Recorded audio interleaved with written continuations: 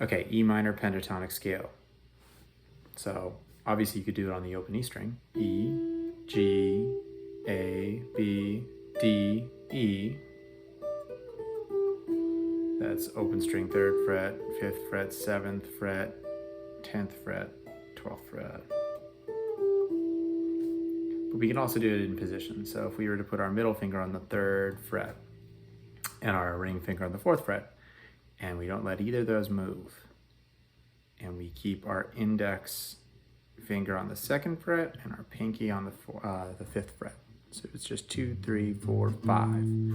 These two fingers can stretch a fret in either direction, but they don't need to for the scale in this position. Now the scale is going to look like this.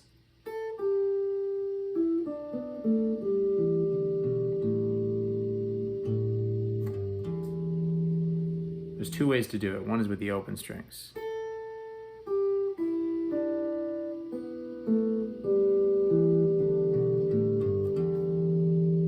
So if we do that, it's going to be from the 1st string, 5th fret, 3rd fret, open, 2nd string, 3rd fret, open, 3rd string, 2nd fret, open, 4th string, 2nd fret, open, 5th string, 2nd fret, open, 6th string, 3rd fret, open. Or we can fret on these strings because the 5th fret has notes in this scale for most of these strings. So back at the top, 5th fret, 3rd fret, open.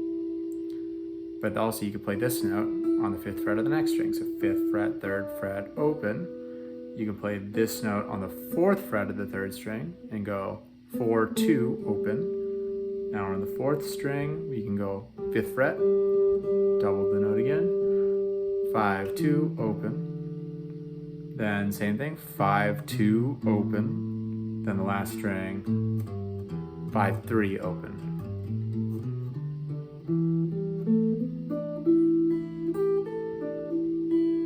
So you can double the note wherever you want there. Let's play through that slowly, and I'll say the names of all the frets on each string. So 1st string, we'll do all the double notes too. So 1st string, 5, 3, open. 2nd string, 5, 3, open. 3rd string, 4, 2, open.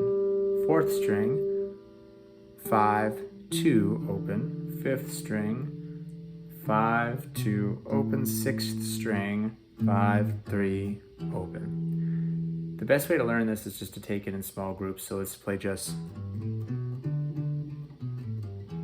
the 5th and 6th strings. So if we just go 6th string, low E, open 3, 5, then we can go open A string, 2, 5. And we play all the notes that way. And that in itself almost sounds a little bit like music if you do it right. It can give you some ideas. Or you can just pick a couple notes and repeat them. And then do something different.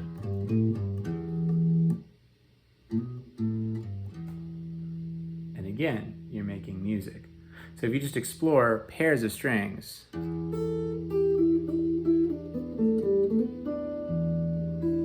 or 3 strings at a time,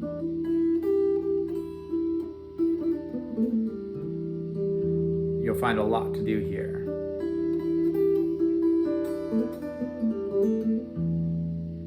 So take that at your own pace. Spend a month on it if you want. Spend 2 months if you want. Why not?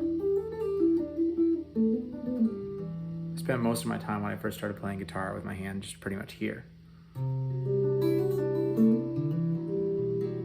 And I still spend a lot of time here because there's a lot of beautiful chords. You don't have to know every single place on the guitar right away. You have your whole life to learn. So don't worry too much about that. Just play. Find 3 notes you love. Find 5 notes you love. Find one idea.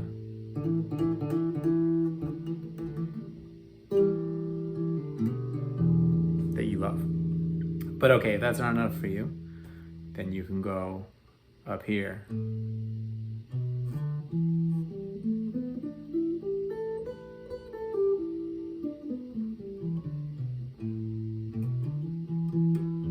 To play the same scale but in a different place. So here we're starting on A.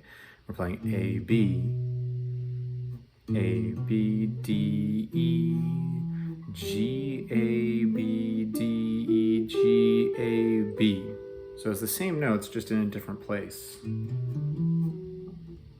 Ah, do, do, do, do, do, do, do. And the tricky part here is on the first 3 strings. So we're going 7, so we've got our index finger on the 5th fret, and then the others follow. And this is where you learn something about what it actually means to play in a position, because we could call this 5th position. But in 5th position, your index finger could play the 5th fret or the 4th fret. The middle finger and the ring finger stay where they are. The pinky can play the 6th, 7th, 8th fret or the 9th fret. But these two stay where they are. These are what actually kind of defines the position, because they stay locked down. If one of these actually moves, you've gone to another position. But as long as they stay where they are, these can stretch and these can stretch, and you can consider yourself to be still playing in the same position. Why is this useful at all, you would ask? Well, if you lock yourself down like this in a place, you can get to know many, many scales, any scale that you want to play in the position really well, and memorize the pattern of the fingers for how it works, and not confuse yourself by shifting over a fret or 2 frets by accident. It makes it easier to learn scales at first because you're just memorizing muscle patterns, and then over time, slowly, you do start to slide around and connect them, and then it all comes together. But if you can stay in a position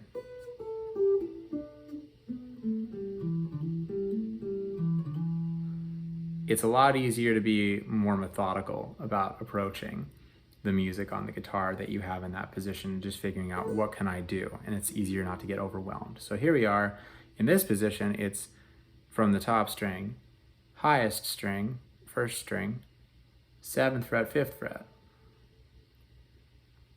next string, 8th fret, 5th fret, next string, with the ring finger, 7th fret, with the index finger, 4th fret. Then you go next string, ring finger, index finger on the 5th fret again. Then ring, index, and it's that simple. So for the lowest 3 strings is just index, ring, index, ring, index, ring. Then the index shifts over a fret, and the ring finger plays the 7th fret. So that's the tricky part. If you practice on the D string, 5, 7, next string, 4, 7.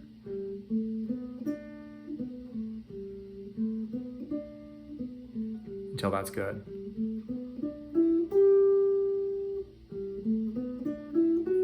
Oh. So that's where you really want to be practicing, is starting on the D string, for example, the 4th string.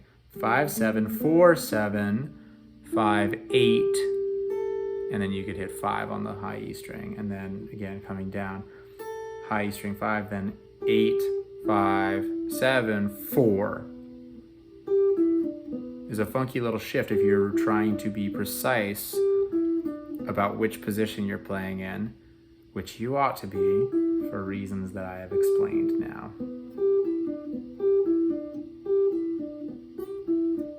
Depending on the scale of your guitar, it might be harder for me. This is one of the reasons that I like to tune down in capo on the 2nd fret, is because it makes things like this easier to reach, and it makes you do funky chords and intervals and stuff more easily. Or if you wanted to do, I can, or if I want to.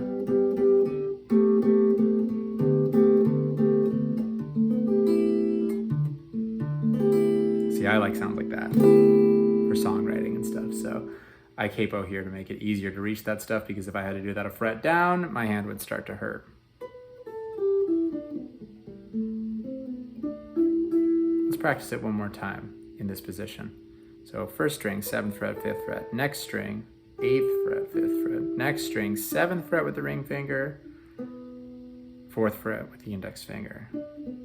You might have to pick up your hand or do a little dance like that. To do that, don't sweat it if you do. Just try to get it more and more relaxed over time. Again, you could spend weeks in one position before you really had to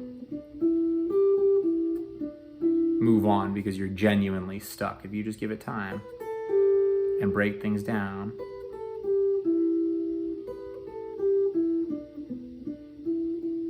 you will discover many, many, many things. So that's our little primer on 2 positions of the E minor pentatonic.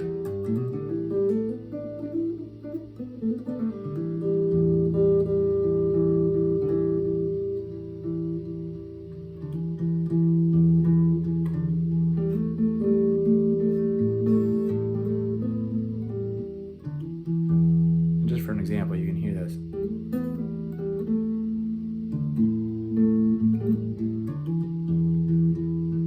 Compare that to what I could do here.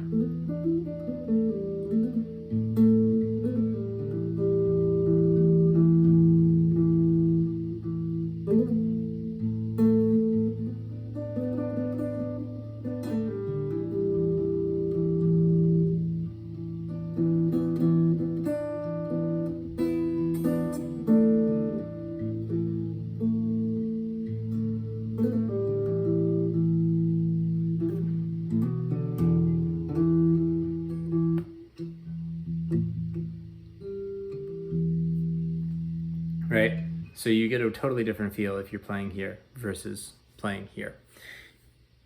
Give it a try. See what you can find out. And see you next time.